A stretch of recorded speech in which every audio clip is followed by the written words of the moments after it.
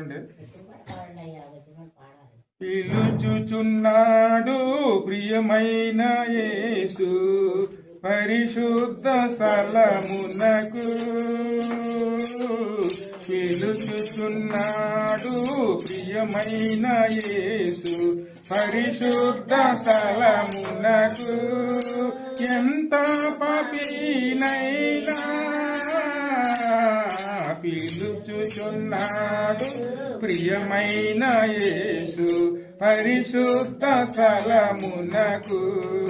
ప్రేమించినాడు నీ జీవితమును, ప్రేమించినాడు నీ జీవితమును. ఏ భేదము లేదు, వేగమిరా రండి. హల్లెలూయా. ఇక్కడ ఎవరిని పిలుస్తున్నారు?